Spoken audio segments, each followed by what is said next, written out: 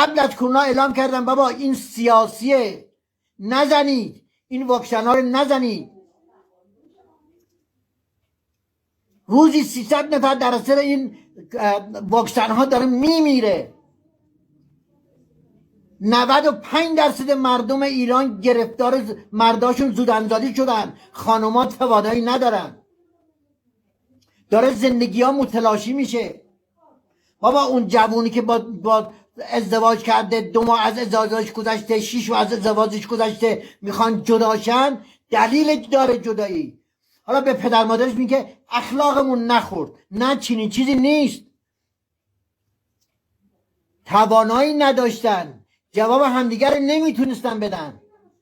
رکن اصلی زندگی همینه.